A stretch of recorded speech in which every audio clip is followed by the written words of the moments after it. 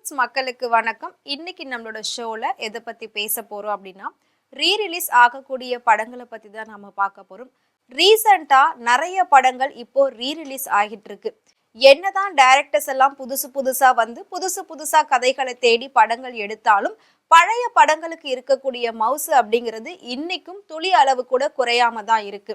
So அப்படி நாம எல்லாருமே கொண்டாடின ஒரு முதல் ரீரிலீஸ் படம் எது அப்படின்னு கேட்டிங்கன்னா நமக்கு தெரிஞ்சு கில்லி தான். ஸோ 2K கிட்ஸ் எல்லாம் வந்து யாருமே கில்லி படம் பார்த்துருக்க மாட்டாங்க.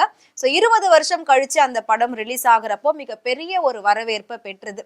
அதுக்கப்புறம் தான் ஒவ்வொருத்தரும் இன்னும் அடுத்தடுத்த படங்களை ரீரிலீஸ் பண்ணலாம் அப்படின்னு சொல்லி ஒவ்வொருத்தரா பிளான் போட்டு ஒவ்வொரு படங்களையும் வந்து ரீரிலீஸ் பண்ணிட்டு இருக்காங்க.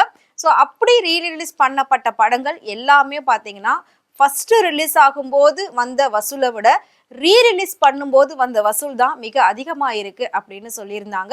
ஸோ அந்த வகையில் பார்க்குறப்போ விஜயுடைய கில்லி படமாக இருக்கட்டும், அதுவும் மிகப்பெரிய அளவில் சக்ஸஸாக போச்சு.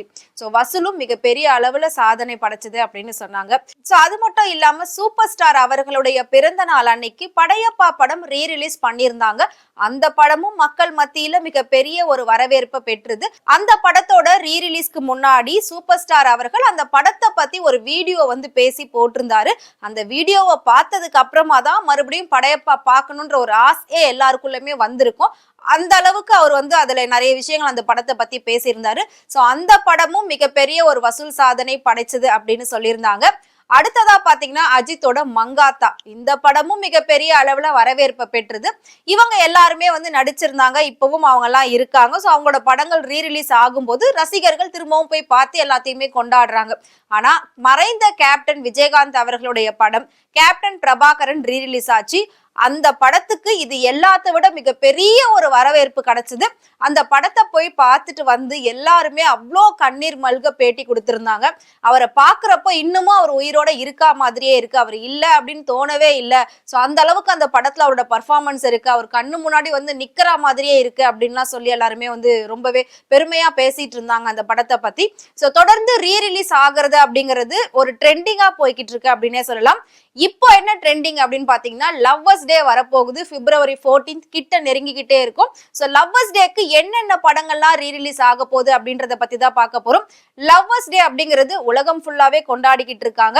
ஸோ அதுக்கான ரீசன் கண்டிப்பா அவங்க எல்லாருக்குமே தெரிஞ்சிருக்கும்.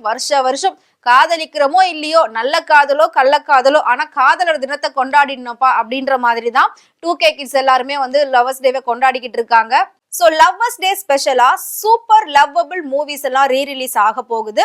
1999 ஆண்டு வெளிவந்த காதலர் தினம் அப்படிங்கிற அந்த படம் காதலர் தினத்தை அன்னைக்கே ரீரிலீஸ் ஆக போகுது. இந்த படத்துல குணால், சோனாலி பிந்த்ரே, நாசர் இவங்க 3 பேரும் வேற லெவல்ல நடிச்சிருப்பாங்க. மணிவண்ணனும் இதுல இருப்பாரு. சோ இந்த காதலர் தினம் அப்படிங்கிற படம், காதல் அப்படின்ற ஒரு விஷயம் இன்னும் எவ்வளவு வருஷங்கள் இருக்குமோ அது வரைக்கும் இந்த படம் அழியாம தான் இருக்கும். இந்த படத்துல இருக்கக்கூடிய பாட்டும் அழியாம தான் இருக்கும்.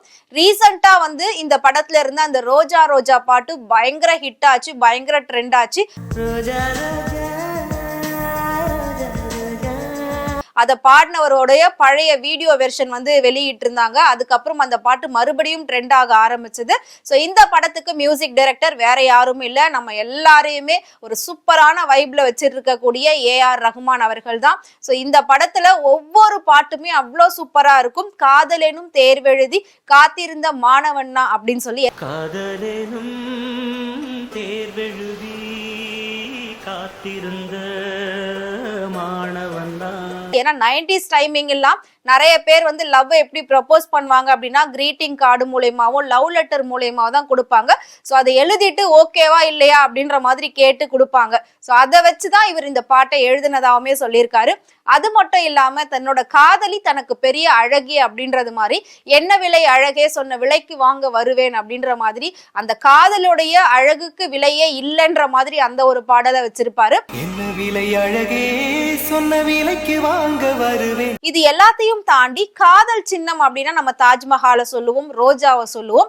அதுவும் ப்ரப்போசலுக்கு நம்ம மேக்சிமம் வந்து ரோஸ் தான் யூஸ் பண்ணுவோம். அதனால அந்த படத்துல அந்த ஹீரோயினோட பேர் வந்து ரோஜான்னு வச்சிருப்பாங்க. சோ அந்த ஹீரோயின் பேரை வச்சு காதலன் கண்டிப்பா ஒரு பாட்டு பாடுவார் இல்லையா, அதே மாதிரி ரோஜா ரோஜான்ற பாட்டு. சோ இந்த மாதிரி ஒவ்வொரு பாட்டுமே ஒவ்வொரு விதமா சூப்பரா ஹிட் ஆன பாட்டு. இப்ப வரைக்கும் எல்லாருமே வந்து அந்த பாடல்களை ரசிச்சுக்கிட்டு தான் இருக்காங்க. என்னதான் காதலுக்காக இப்ப 1000 பாடல்கள் இருந்தாலும் காதலர் தினம் படத்துல வரக்கூடிய அந்த பாடல்களை ரீப்ளேஸ் பண்றதுக்கு இப்ப வரைக்கும் வேற எந்த ஒரு பாட்டும் இல்லை அப்படின்னு தான் நாம சொல்லணும். எஸ், சோ வரக்கூடிய February 14 அன்னைக்கு காதலர் தினம் படம் ரிலீஸ் ஆக போகுது. February 13 அன்னைக்கு இன்னொரு படமும் வந்து ரிலீஸ் ஆக போகுது. அதுவும் நீங்க எல்லாருமே பார்த்திருப்பீங்க. ரீசெண்டா வந்து சூர்யா டைலாக் எல்லாம் பேசி ஒரு வீடியோ வெளியிட்டு இருந்தாரு.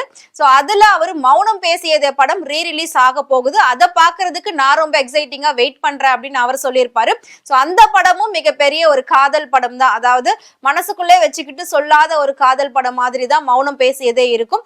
அவர் அதை பத்தி பேசி இப்போ வீடியோ வெளியிட்டு இருந்தாரு. சோ அதுக்கு அடுத்ததா இப்ப அந்த படம் ரீ ரிலீஸ் ஆகும்போது மிகப்பெரிய ஒரு வரவேற்பு பெறும் அப்படின்றதுல எந்த ஒரு சந்தேகமும் கிடையாது. இன்னும் என்ன ஸ்பெஷல் லவ்வர்ஸ் டேக்கு அப்படின்னு பாத்தீங்கன்னா, மாதவன் நடிச்ச மின்னலே படம் இதுவும் வந்து February 13 அன்னைக்கு ரீ ரிலீஸ் ஆகுது.